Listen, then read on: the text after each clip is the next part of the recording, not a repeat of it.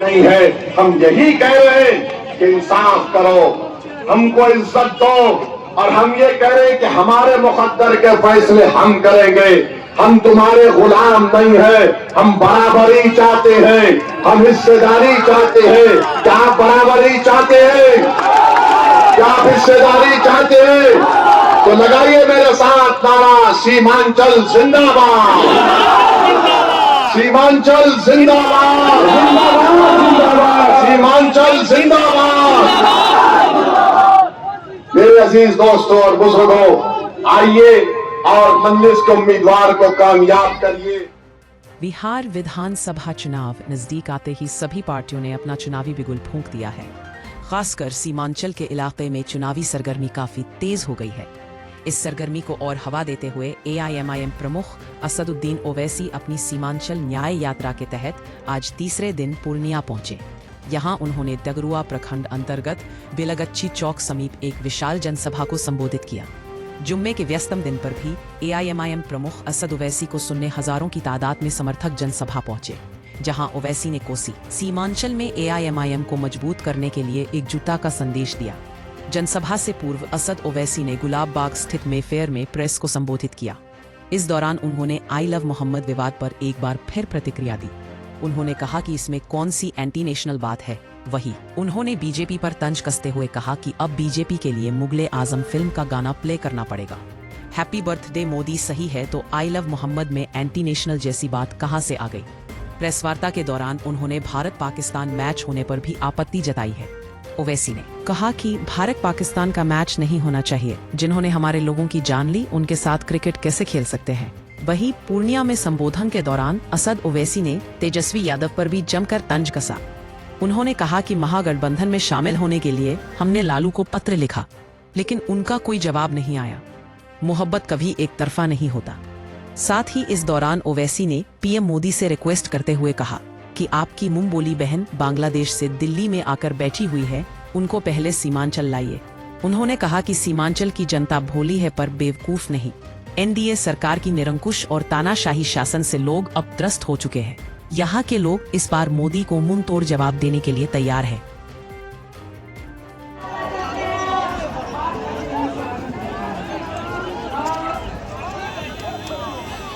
हम मोदी से कहना चाह रहे हैं कि तुम जब यहाँ पर सीमांचल को आओगे, खबरदार हमको बदनाम नहीं करना।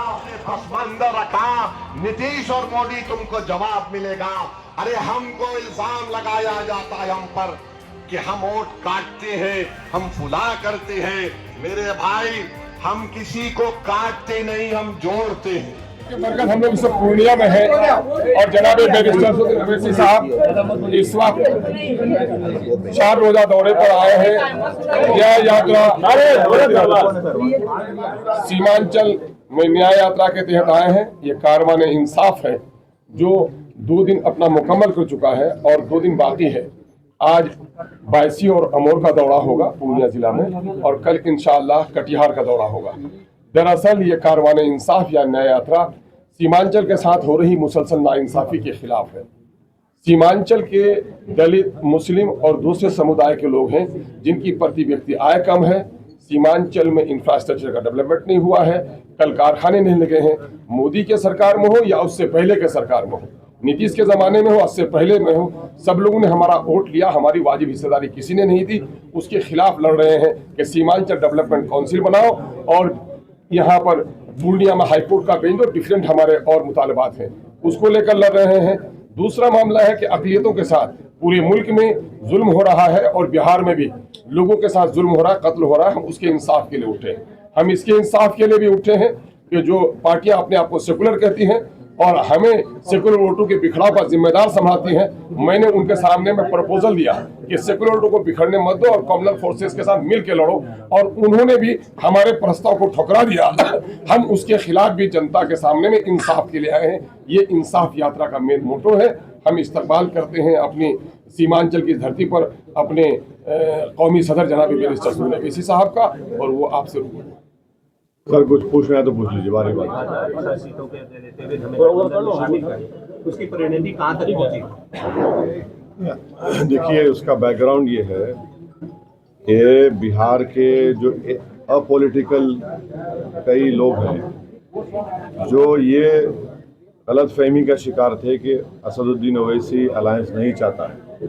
पर्सनली मुझ पर एलिगेशन लगाया गया था, तो हमने अख्तर भाई से कहा कि ये लोग ऐसा कह रहे हैं तो आप उनसे ही लिखवा लीजिए, क्या लिख कर देना। तो बोले कि आप लेटर लिख दीजिए। हम बोले ठीक है, लिखते हैं लालू जी को। फिर उसके बाद लेटर लिख दिए। फिर बाद में उनके फर्जन ने कहा कि हमको नहीं मिला। हमको ताज्जुब हुआ क्योंकि पार्टी के फाउंडर वो हैं। हमने कहा ठीक है, उनको भी लिख दीजिए। उनको लिख दिए। तो ये तो मैसेज जा चुका है कि जो हम पे इल्ज़ाम लगाते थे कि हम अलायंस नहीं चाहते या बातचीत नहीं करते, तो हमने कर दिया है। अब इनके ऊपर है मुनस्सिर, वो अपनी पार्टी का फैसला वो लेंगे, हम अपनी पार्टी का फैसला हम लेंगे।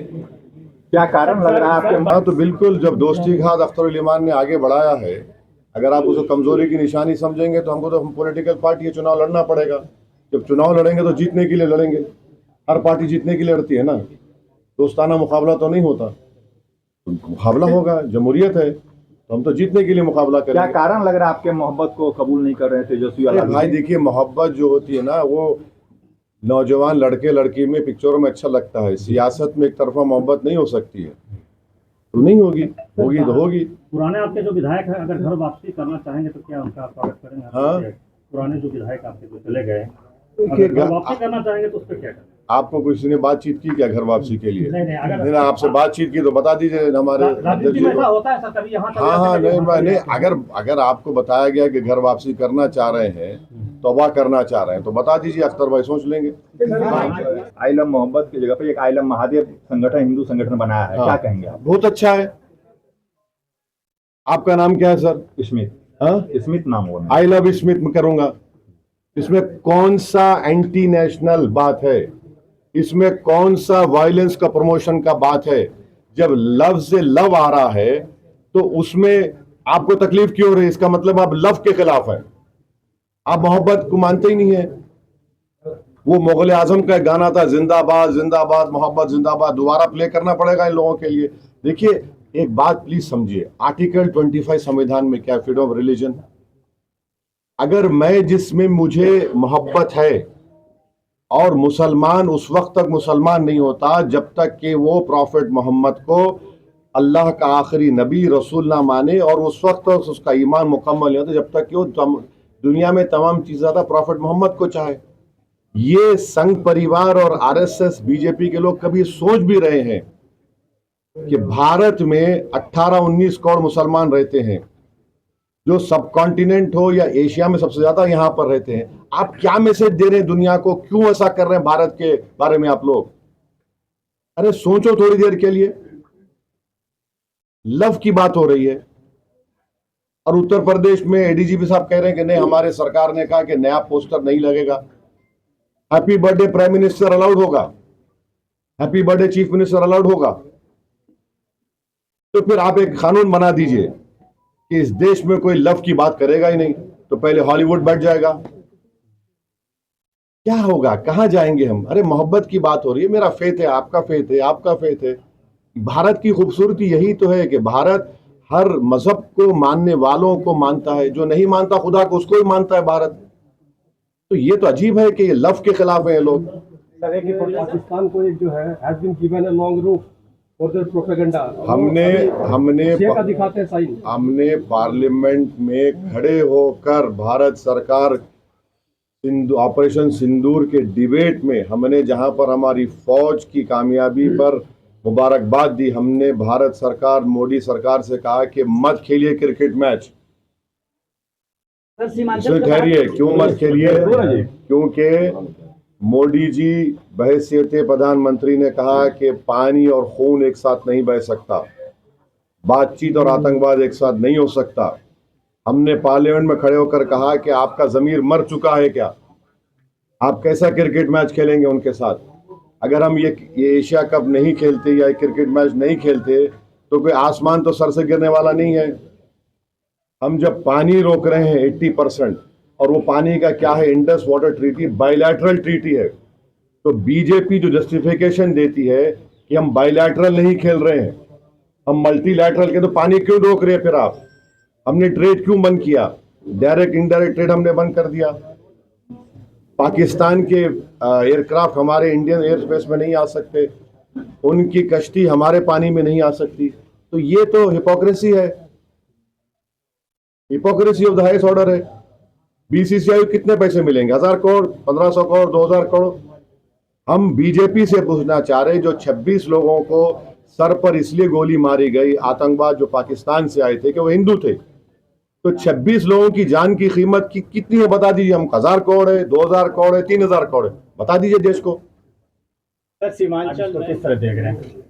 बिल्कुल नाइंसाफी हो रही है। प्रधानमंत्री आए यहाँ पर घुसपैठी का जिक्र कर दिए, यहाँ पर ज्यादा आबादी बढ़ रही है। हम प्रधानमंत्री से एक रिक्वेस्ट करेंगे बड़े ही ह्यूमिलिटी के साथ कि जो आपकी मुंह बोली बहन बांग्लादेश से दिल्ली में आकर बैठी हुई है उसको सीमांचल लाइए। हम प्रधानमंत्री को बताते हैं कहाँ जाता रास्ता बांग्लादेश का, वहां जाकर छोड़ दीजिए।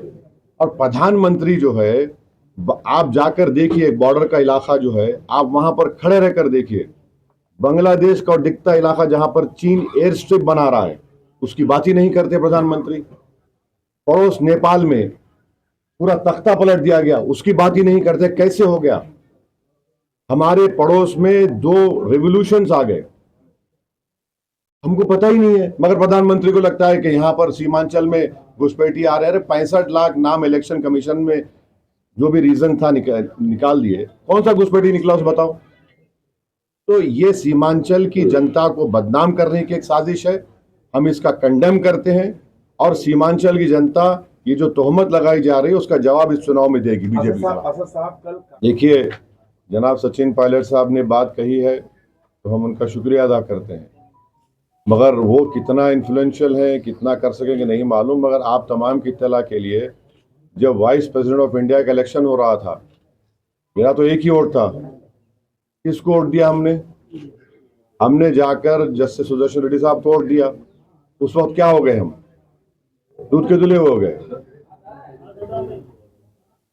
सर अलायंस आपने कहा कि जो हमारे सामने आएगा वो नामोड हो जाएगा, फिर और होगा। हाँ, बहादुरगढ़ में वहीं के शजील इमाम लड़ रहे हैं, तो क्या इसी में वो शजील इमाम भी शामिल होंगे? चुनाव है, इलेक्शन है, इलेक्शन में आप जीतने के लिए लड़ते हैं। और जो आप तोड़ मोड़ कर पेश करना चाह रहे हैं, बराए मेहरबानी दिल्ली जाकर बैठिए घर में अपने। हम किस पस मंजर में बोले वो देखिए। क्या बोले हम?